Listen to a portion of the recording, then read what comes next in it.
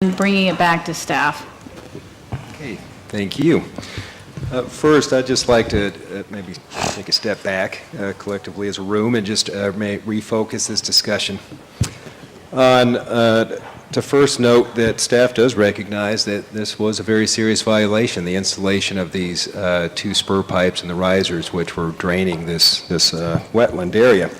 And Commission staff and staff of Fish and Wildlife have been working very closely together to bring this application to you to resolve or partially resolve the ongoing resource damage. That was our first mission here, which, as Mr. Takai had just mentioned, is water is draining out of this wetland, the freshwater marsh, and we need to stop that right away. And that is an interim stopgap measure only, while Fish and Wildlife continues to develop a longer-term, much more comprehensive restoration plan for a much larger area of Ballona.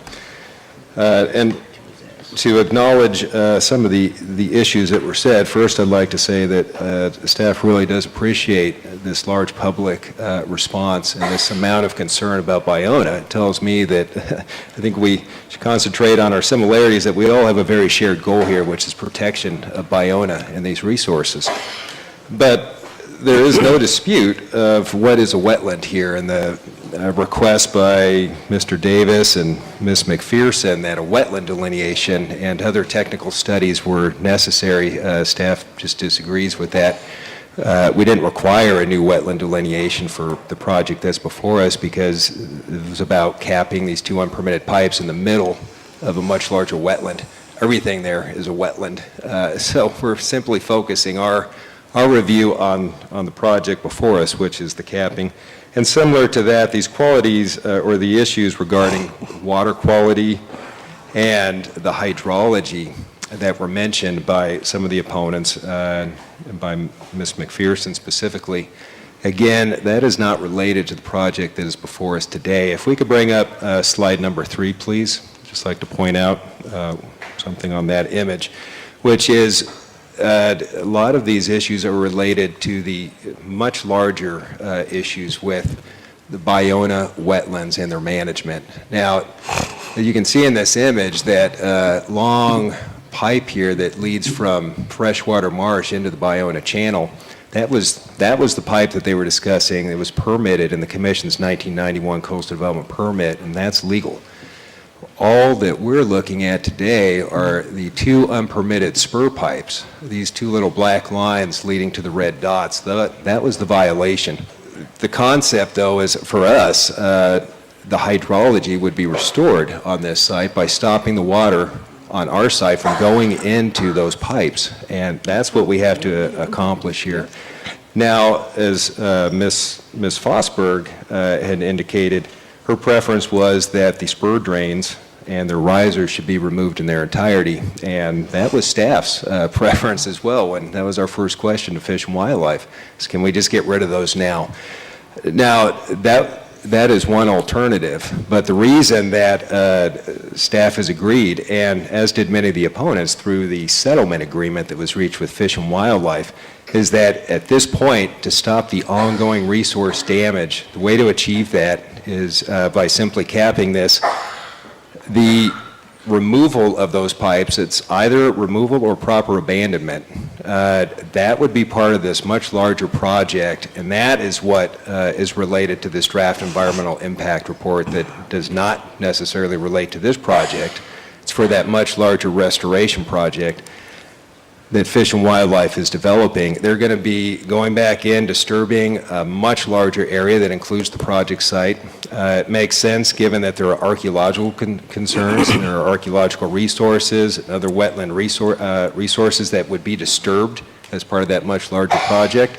So we agree that it's logical then that as part of that much larger project, that's when you would evaluate going back in, having the additional disturbance related to the full removal of those pipes occur, and that is being addressed through that environmental impact report that was mentioned. And then once that solution has been developed, that would come back to the Commission at that time. And our special condition 4 in the staff report requires that. So as Ms. Fosberg was concerned, it does not let any of the property owners or previous violators off the hook. In fact, our condition requires that within 5 years, they come back, submit an application, whether it's been done through that much larger project or not, for the full restoration of the areas of the site that were disturbed as part of the violation, meaning the 2 spur pipes. And to us, we think that's just the appropriate way to the proper order. What this permit today would allow us to do, though, is to get out there immediately and stop the water from draining down the pipe by capping it and plugging those weep holes.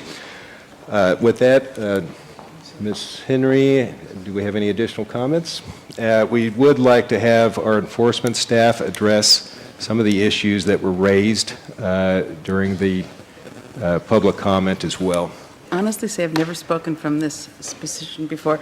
I just wanted to explain, and Steve covered a lot of the ground, and I would also refer you to pages 7 and 8 of the staff report, which has a really good summary of what the history of the enforcement was here. There are a lot of allegations that were thrown around today about environmental hazards and violations, and many of them just aren't ones that fall within the rubric of the Coastal Commission.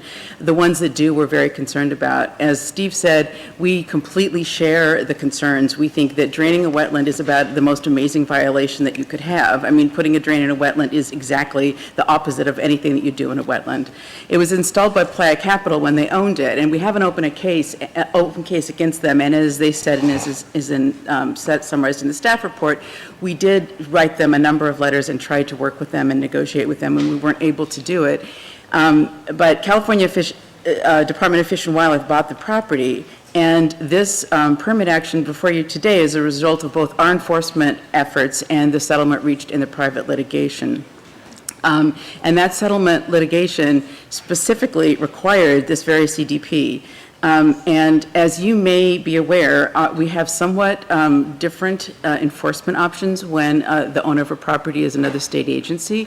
And so we've been trying to figure out, given the constraints that we're working under, what was the most effective way to resolve this violation. From our perspective, the most important thing was to cap those pipes and stop the draining of the wetland as quickly as possible. And this CDP provides that opportunity.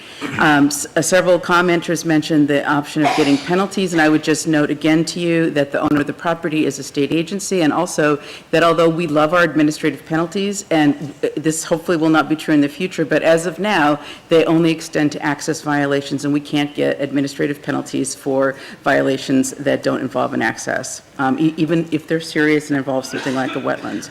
So so in summary, we agree with many of the comments that folks have raised, and the enforcement staff has taken this case very seriously and support the CDP and taking the soonest steps as possible to stop the draining of the wetland. We're available if you have any questions. Andrew Willis has worked on this case directly, and he's here as well. Okay, and that concludes staff comments. Thank you. Bringing it back to our commission. Commissioner Peskin? Thank you, Madam Chair. So, I mean, it appears that this has been going on for 21 years, but that staff became aware of the violations in 2013, which is 4 years ago. And apparently we wrote a letter in June of 2013, and several years later, in 2016, a private party sued. And I've only been on this commission for 9 months, and with all due respect to staff,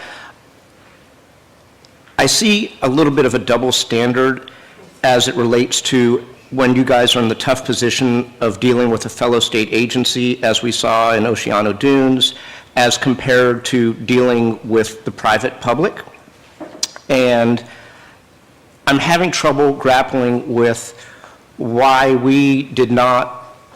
why a private party had to do this 3 years later, why 4 years later we're coming up with a half a solution because our fellow sister agency has bigger future plans, which, you know, are remarkably complicated, and I don't want to opine on whether a freshwater body should become a saltwater body and 15 feet of dirt should be removed and put to the other side. We'll save that for another day. But it seems like if you have a violation, it's take out the pipes, cap the drains, at least that should, I mean, why weren't we issuing a cease and desist order in 2013 and requiring that then? So, I mean, this seems like a half a solution, and just because, I mean, if this was a private party and they said, oh, well, we have future development plans, so just give us half the solution, we would say, no, you've got to fix all of your 1991 permit violations. Want to respond to that? I mean, I could approve this, and I think it's a step in the right direction if we were also saying take out the pipes, because that's the violation, and it's not my problem that Fish and Game's doing a DEIR that's going to be done in some amount of time in the future. The problem is there's a violation, it has to be cured. Yeah, I think, look, the removal of pipes is an option that the commission can consider, and you can take that path. What we're looking at here is more of a pragmatic sort of approach in trying to deal with this issue and syncing it up with the larger wetland restoration project. And the notion of bringing a enforcement action against another state agency and levying fines against those agencies, it's something that we try to avoid, and we try to work out those issues with our sister agencies, and in a collaborative manner. And that's what we've tried to do here, step by step. And so, look, this is a commission decision. You can make, and ours is a recommendation, which I felt was based on a more pragmatic way of dealing with this. No, and it through the chair to staff, I appreciate that, and I always prefer honey to vinegar, but not when it takes 4 years, because then it's a double standard. So, and quite frankly, the role that this body plays in state government is different than agency to agency relationships that Fish and Wildlife might have with State Coastal Conservancy. I mean, we are a regulatory body, and we're a regulatory body over other state agencies, relative to consistency determinations with federal agencies and the private regulated community. So, I mean, yes, it's very nice to be collaborative, but not when it takes 4 years and we end up with a half a solution and a double standard, respectfully. I mean, I have great respect for staff and our enforcement staff, but, I mean, we can't cut people breaks that are different for one part of the regulated community, whether they're a sister state agency or the private regulated community. It's just not right. Commissioner Brownsey? Thank you, Madam Chair. I just would like to associate myself with the remarks of Commissioner Peskin. Deep respect for the staff, both enforcement and policy. But I also want to thank the public for your tiresome work on this issue. Because in my mind, it's not 4 years, it's 30 years by the time you may ever see the light of day. And to do this day in and day out, to preserve this absolutely precious open space, I just want to acknowledge your efforts, all of your attendance, the number of handouts and pictures and explanations and passion that we have seen in numerous, and Aaron and I have been on the commission for the same amount of time. I understand that sometimes the wheels of government have to creak slowly, but I agree this is a half solution. I can support this if those pipes come out. I just don't see any, it seems to me an extraordinary waste of time and resources and public support to simply cap these pipes. And it could be 5 years, it could be 10 years, it could be another 20 years. And the health of this open space, this ecological preserve, I believe has been compromised long enough. I think the resolution to the environmental damage in this, just in this case, we're not talking about the methane or some of the other enforcement issues. I would like to see, and I think support, Commissioner Peskin's suggestion that the permit be approved for the removal of these drains and the pipes associated with them. Let's get it done, and then let's move on to the deeper, more complicated issues. This has gone on long enough. Thank you, Madam Chair. Commissioner Gibson.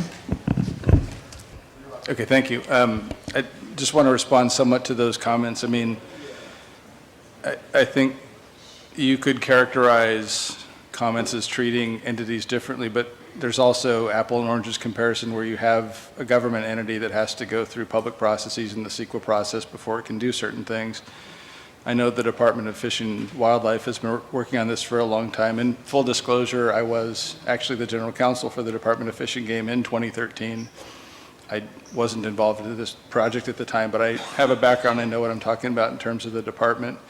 They are giving this ecological reserve a considerable amount of effort and public process. They've had public meetings at the Fish and Game Commission meeting on this environmental document. I think the commission staff can comment on that document. Will be engaged in the process. I would encourage the department to come to the commission at the appropriate time, maybe this spring, and give a presentation to the commission on, from the department's perspective, the history of the wetlands, where it's going and where it's trying to go before, I would request before the commission decides what it thinks is happening here historically.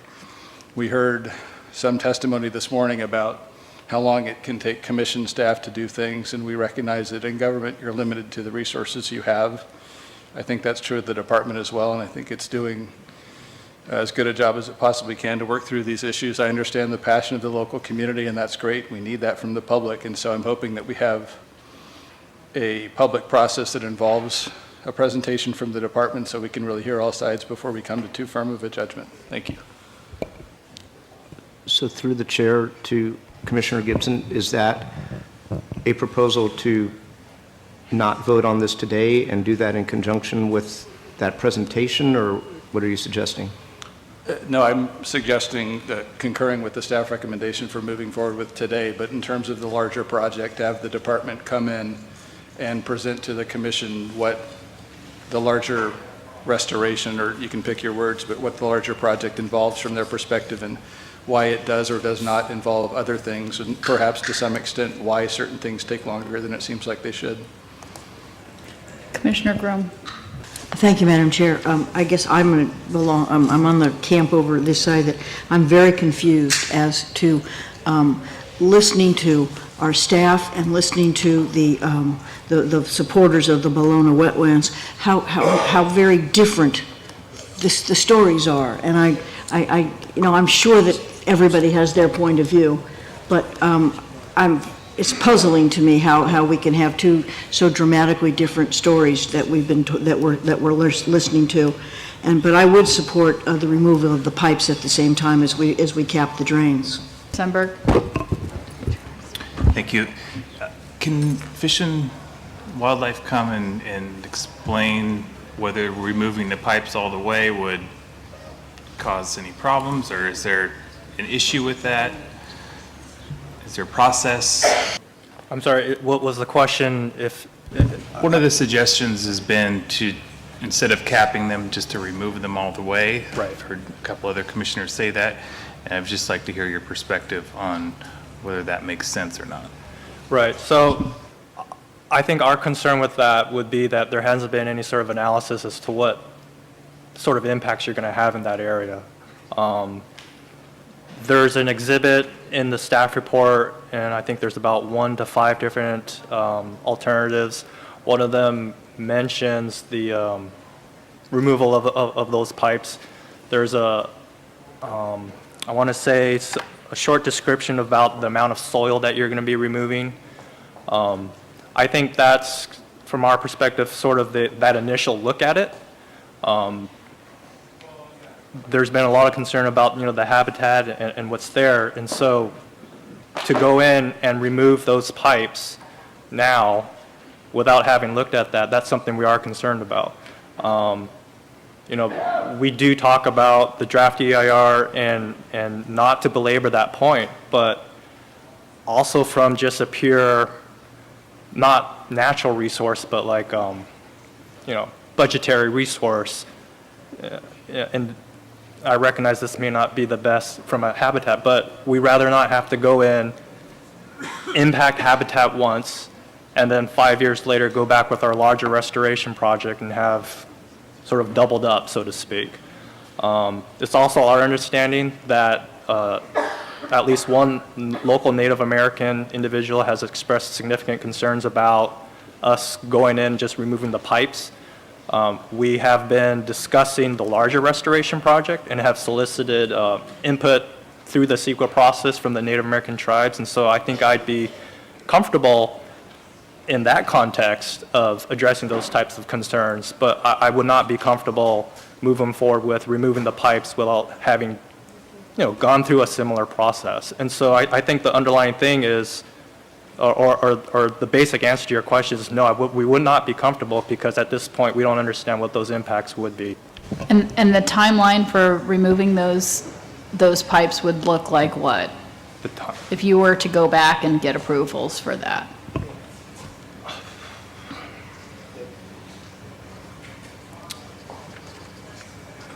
Understanding that we're kind of putting you on the spot, Right. but just kind of giving general ballpark estimate.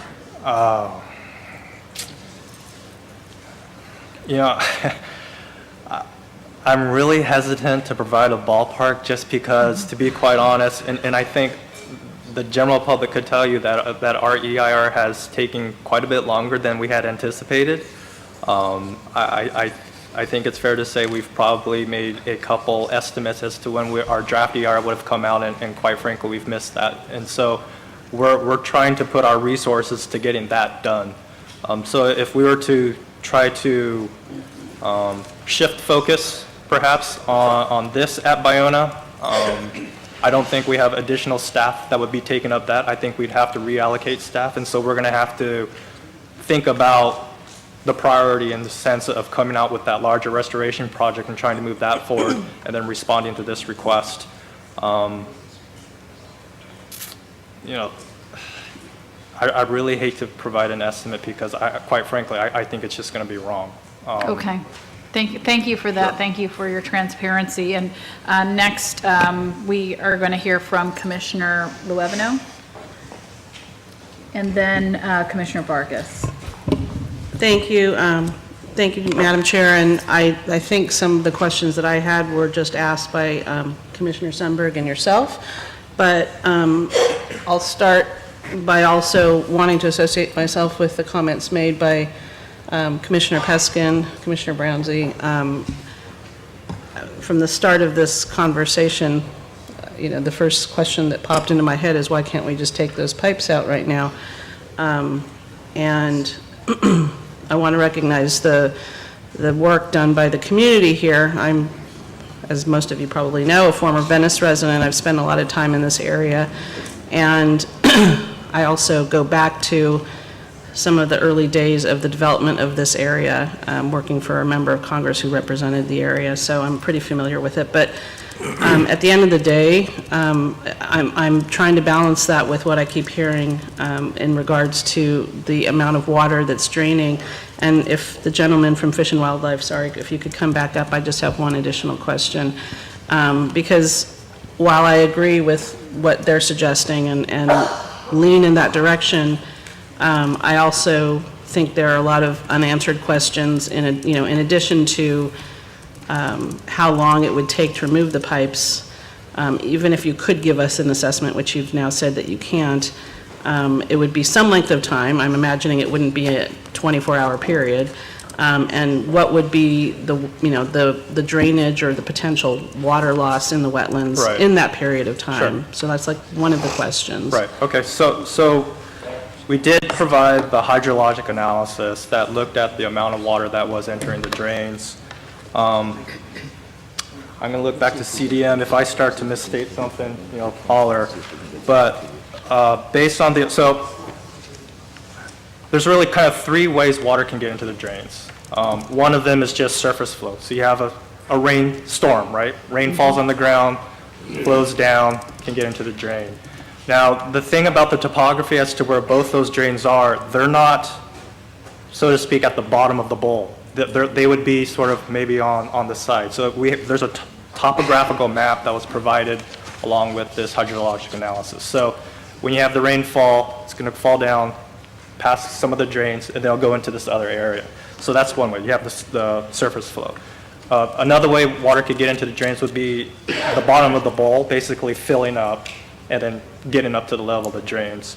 The third way, and maybe it's not really water getting into the drains, but I've seen pictures of water at the drains, and the actual explanation was that during high tide, there's floodgates that are at the channelized levee, and those floodgates will close during the high tide. And at those times, if certain flow conditions are right, or storm, the freshwater marsh with the outflow pipe that's been permitted, that can back up, and then water will essentially seep up. It's almost like a clogged drain. So those are what I understand to be the three ways water gets there. The first one, in looking at that surface flow from the rainfall, in the conclusions of the hydrological analysis, it looked at different year flow. So, 5-year flood or 5-year storm event, 10-year, 25, 100-year event. When it looked at the 100-year event, analyzed the surface area of the water that's flowing, or the surface area that the water would fall upon, it determined that in that area you could have about 122,000 cubic feet total. Now the amount as it flows down that would actually enter into the drain was calculated to be 53 cubic feet. So of that 122,000 cubic feet of water during that 100-year storm event, the surface flow is about 0.04%, so 53 cubic feet. So that's what we understand to be the amount of water that would be entering the drain if it wasn't capped, and take into account that's during the 100-year flood event. For the water to basically fill up from the bottom of the bowl to get up to that higher point, I have in section 3B of the report, it talked about, well, there's two different drains. There's the north drain and the southern drain. For the area south, it actually needs a volume of 300,000 cubic feet to exceed the elevation. So to fill the bowl up to get to the drain, you need 300,000 cubic feet, which is, obviously more than twice the amount of what would be produced during a 100-year storm event. For the northern drain, you need volumes in excess of 170,000 cubic feet. The northern drain, when it gets a 100-year storm event, the volumes range anywhere from 6,900 to 33,000 cubic feet. So similarly, the likelihood of that bowl filling up and the water getting over there is, well, you can do the math, it's relatively low. That third option of those flap gates closing, I don't mean to quibble, but I mean, it's not, to me, that's not water from the outside getting in, it's more of that in the sense of a backflow, right? The pipes getting clogged. So does that, I said a lot, I apologize if it was a bit rambling. The study is there, and I hope I answered your question as to how much water would be getting into those drains. Yeah, you did. I'm not a geologist, so I'm not sure or a hydrologist, so I'm not sure. Neither am I, understood so. everything.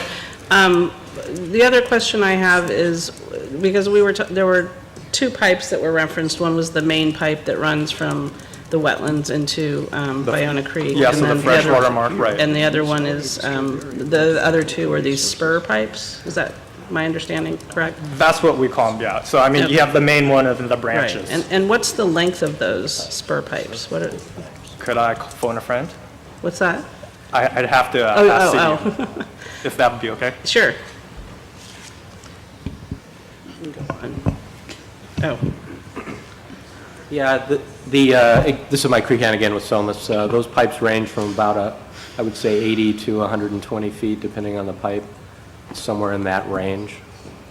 Okay, thanks. Those are my questions for now, thanks. Thank you, Commissioner Luevano. Commissioner Vargas. Thank you very much. I'm just trying to see if I can shape the direction that we go here. It seems like a lot of commissioners are interested in seeing a removal of the pipes, but I'm just wondering, as I look at the permit application, how we can actually do that today. It seems to me that the options or paths available to us is if we decide to deny this application, then nothing happens. And I don't think anybody wants that.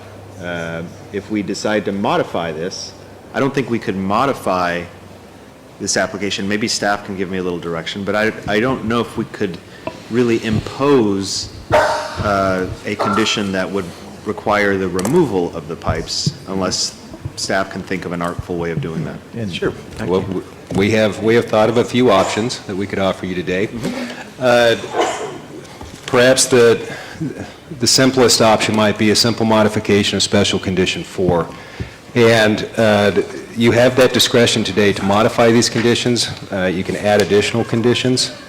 And special condition 4 right now requires that within 5 years, the date of issuance, that they come back to you for that full removal plan or an abandonment plan within that 5-year period. So this could be modified to say, cap this immediately, or you could set that time period, possibly within a 30-day time period, the capping must be complete. And the last sentence of this condition could be modified to say a CDP must be, a separate CDP application shall be submitted to the commission within, and you could set the time period, perhaps 6 months or less, for the full removal of the pipes. That would allow for some additional time to evaluate the archaeological and the biological effects. The other option, if you would not like to see this even put off for 6 months, is to add additional conditions to the permit now that would require immediate removal of the entire 2 unpermitted spur pipes.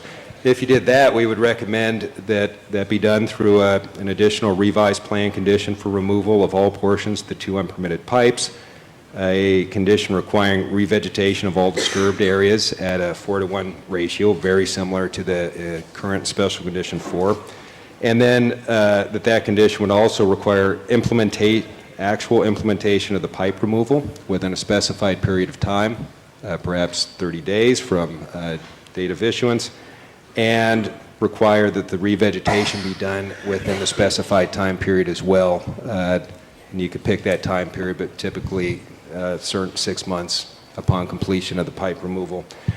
And of course, I think it's understood, but just to point out that as Fish and Wildlife has said, this was always the plan, that this would happen down the line as part of that larger project. I believe the concern was that they were planning on recontouring this into a much deeper basin. So the areas where we require restoration would potentially be later affected as part of that larger restoration project. Madam Chair, and I would recommend more strongly option 1, capping within an X amount of days, whether it be 30 days or whatever we can work out there with Fish and Wildlife, and then submittal of a subsequent application to give Fish and Wildlife some time to analyze the more fully the impacts associated with removal of the pipes, such as the archaeological issues there, the Native American issues. This is an area with a lot of Native American burials.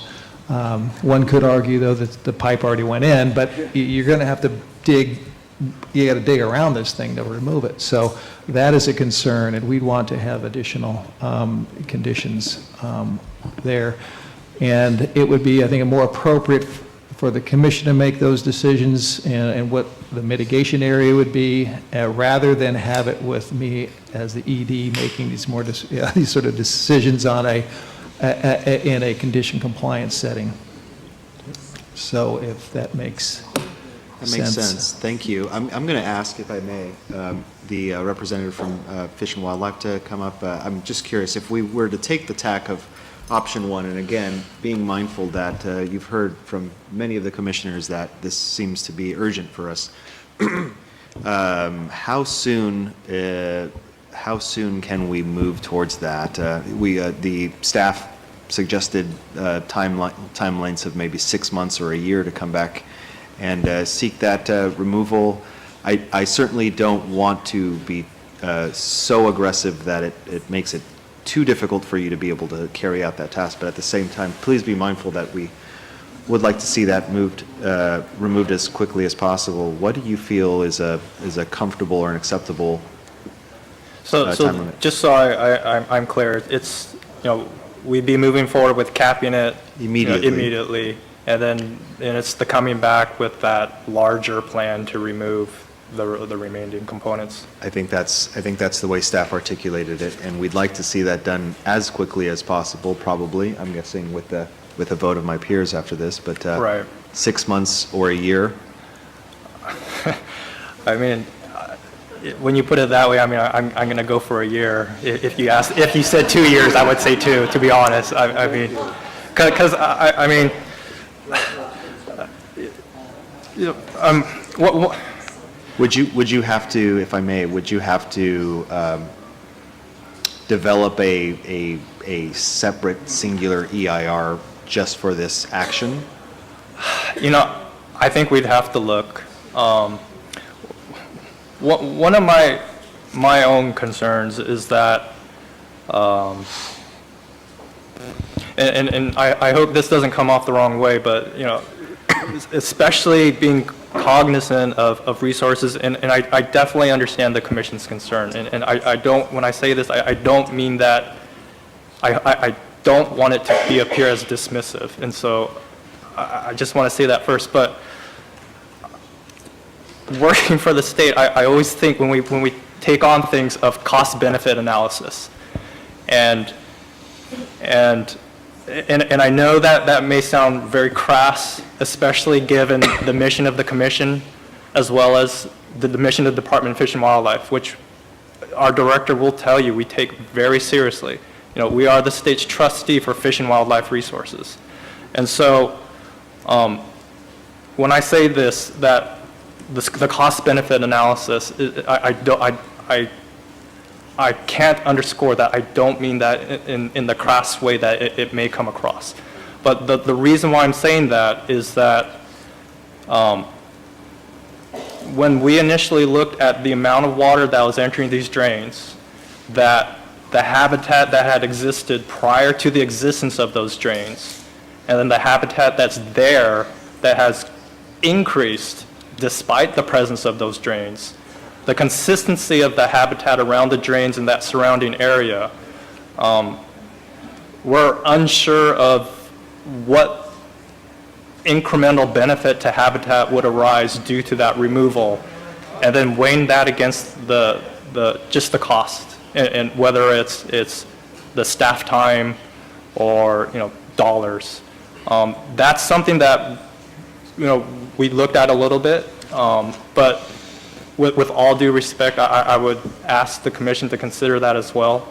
And I think that's sort of what we're talking about, or I sort of mentioned it in the sense that we haven't looked at what it would look like to remove this, because we have some information about what the habitat looked like before, and we do have this information about the water, and so, but we haven't, I think it's fair to say we haven't drawn those or connected all those dots to really figure out what is the best way to address this? Is it to remove it?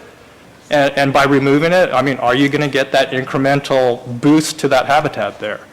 I mean, going out on a limb, I think if you're going to get that bang for the buck, I think the department would say, yeah, let's try to get this done and maybe reprioritize the other things that we have going on at Ballona. I think that's my only concern, and again, with all due respect, I would just ask that to be a part of that consideration in this. But I know that didn't answer your question about timing. Again, the longer time, I would appreciate it. I certainly understand the concern about if we give you 10 a foot, you're going to take 3, right?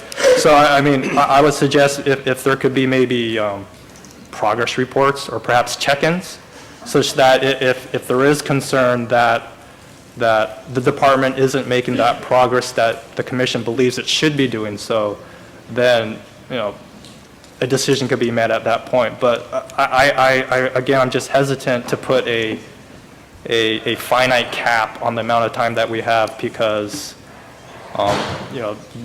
the supporters and opponents of what we're doing there will tell you that we've missed a number of deadlines with publication of our draft EIR, and I am very aware of that too. No, I appreciate that. Look, I know we are all trying to carry out our missions of our respective agencies to the best of our abilities, but we are limited by our resources. So I certainly am sympathetic to that. I won't make a motion, but I wanted to just set that, frame that and see what our options could be, and I want to maybe turn it over to, or pass it off to some of the original point makers of this, maybe Commissioner Peskin, to craft what it would look like through the chair, however it would be. But I think it would make sense to keep in mind that Fish and Wildlife needs to go through processes to make this happen. So we should figure out if this is something that we want to do, that we draft language that makes sure that happens, but also is sensitive to our sister agencies.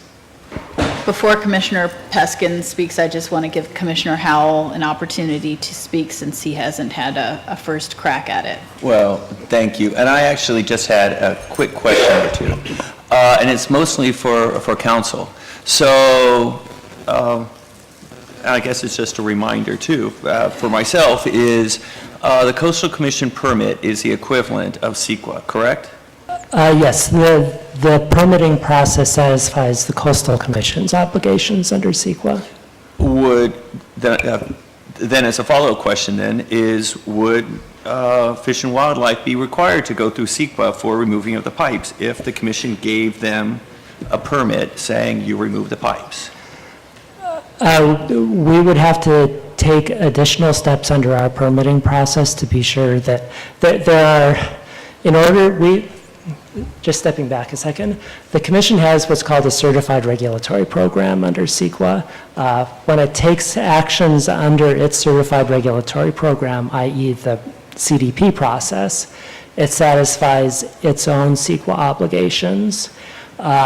In order for other agencies to satisfy their CEQA obligations under a document prepared pursuant to a certified regulatory program, there are certain additional requirements that have to be followed that we wouldn't typically be following in our normal permit process, but we could conceivably take those additional steps in this case, which could then conceivably allow Fish and Wildlife to rely upon this CDP to satisfy its CEQA obligations. But we would have to work with Fish and Wildlife to work out those details to be sure that it does cover both agencies' CEQA obligations.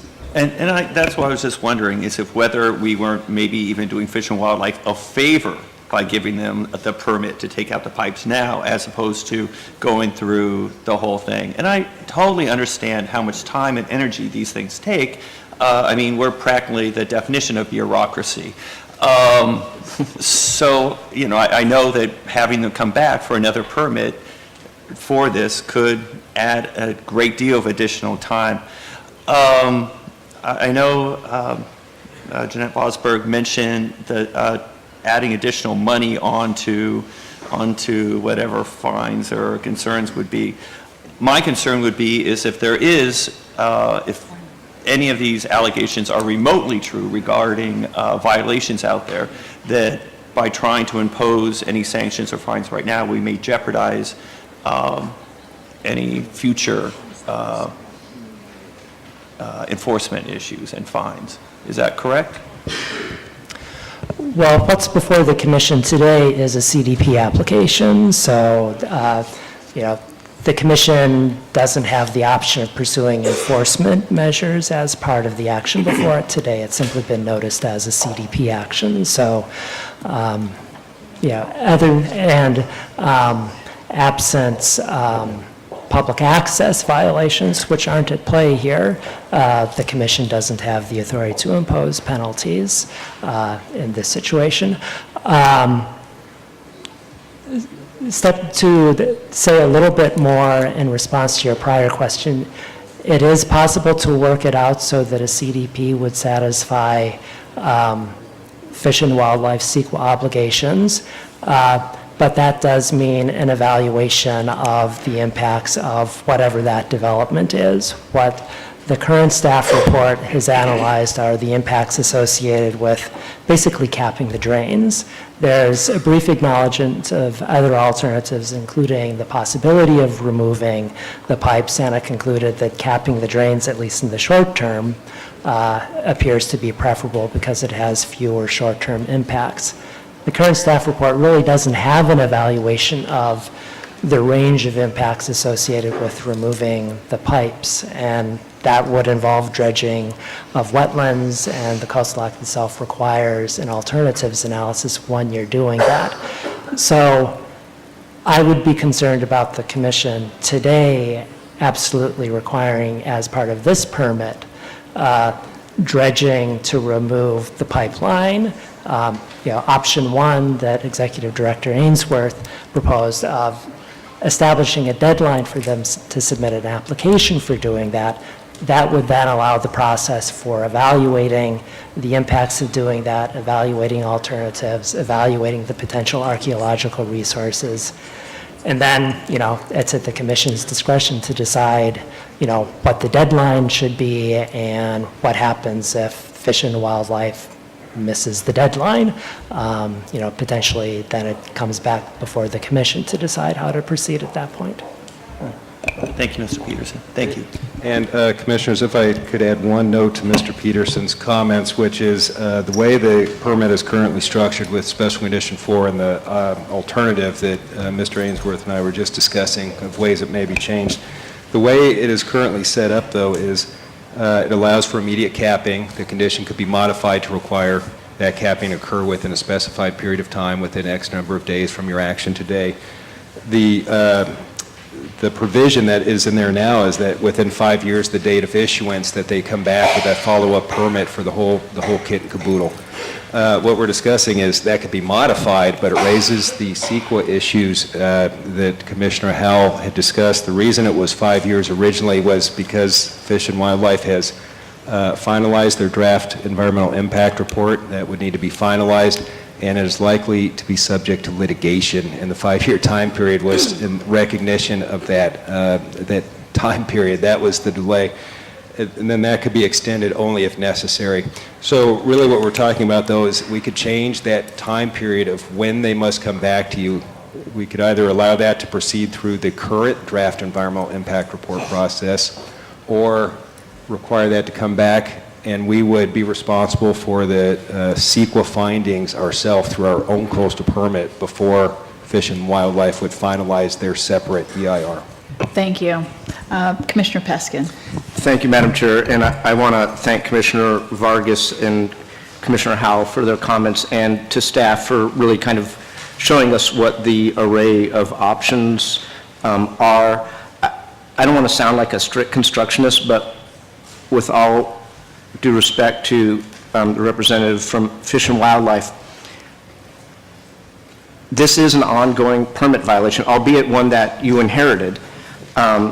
And so I do think it needs to be cured, and not as a part of a draft environmental impact report process that, subject to litigation and normal delays, could go on for years and years. I really actually preferred option number 2, but I hear you, Commissioner Vargas, and we do have alternative 6 and exhibit 7, which is the alternative for removal of the riser's concrete base and pipe. And listen, I've worked for the Pyramid Lake Paiute tribe for the last 25 years of my life, and very sensitive to NAGPRA and cultural resource issues, but these are previously disturbed areas. That is a true fact. And I really like option number 2, but I hear you, and in the spirit of trying to work it out, and I do think that this should be subject to doing the favor that Commissioner Howell spoke to, and that is that we do the CEQA analysis and this be done quickly. But I can live with modifications to special condition number 4, but in a highly truncated time period, which is the CDP application comes in 180 days, and that the actual implementation of the work for removal of the pipes, subject to our own CEQA analysis, be done within a year after that. And that will be my motion, which, Counselor, you can massage. Second. Sarah, would you like to speak to your motion? I think I've done that. Would you like to speak to your second, Commissioner Brownsey? Extremely briefly, Madam Chair, because I know we've taken a lot of time. With due respect to all the parties, just from a personal note, and I was very interested in Commissioner Ravenau's comments. I was a young staffer in the State Senate. I had black hair when the Ballona Wetlands first was discussed. And it is amazing to me that almost 30 years later, I'm sitting here in the middle of a Ballona Wetlands conversation. So I think that animates some of what is important to me in terms of getting some resolution on this, simply because the reason I'm supporting Commissioner Peskin and all of the members of the commission who have voiced their opinions on this is that we owe a duty of good faith to this community on this wetland, which they have worked to preserve and enhance and to improve, and that while I totally understand Fish and Game is kind of a late player, the fact is that it's time. And that's all I'll say. Thank you very much, Madam Chair. Thank you. I would like to turn it back over to our counsel, Chris Pedersen, to see if we have met our legal requirements for making the motion as Commissioner Peskin outlined. I believe so. I would just like to repeat his motion to just be sure I understand it correctly. So my understanding is he would modify special condition number 4 to require the applicant to submit a CDP application within 180 days to remove the pipelines, and that the removal of the pipes, subject to the review of the application through the permitting process, must occur within 1 year. And then, is it from 1 year from today or 1 year from, I wasn't sure what the 1 year from was from. So in response to Commissioner Vargas and what we heard from staff from Fish and Wildlife, within 1 year of approval by this body. The approval of the application to remove them? Correct. Okay, thank you.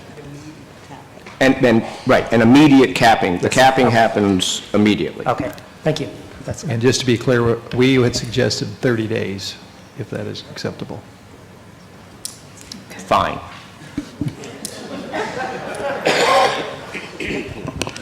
I guess the one concern that I have is just, I realize that we all have some experience with local government, but wanted to ask the Department of Fish and Wildlife to come forward again to see if those issues as outlined in the proposed motion that is on the floor with the 180-day parameter, less than ideal as, I guess, from your perspective, as you had relayed earlier, with respect to time and the challenges for meeting with workload. But is that something that can be doable, or are there specific issues around those parameters that may prohibit your ability to act within that time?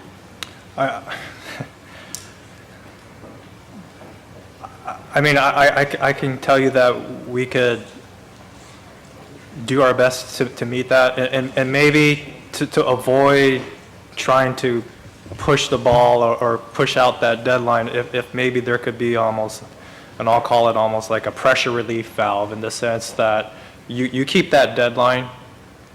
If for some reason we don't meet it, we need to explain why, and I guess then the question is, then what? But I think based on your response, I think I'm going to be supporting the motion as written, and I think that we will revisit this if that comes.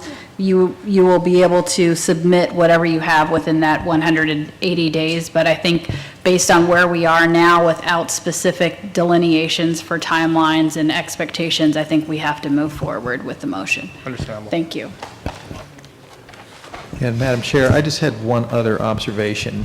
The issue of the funding for this project and whether I'm sensitive to that from the Fish and Game side.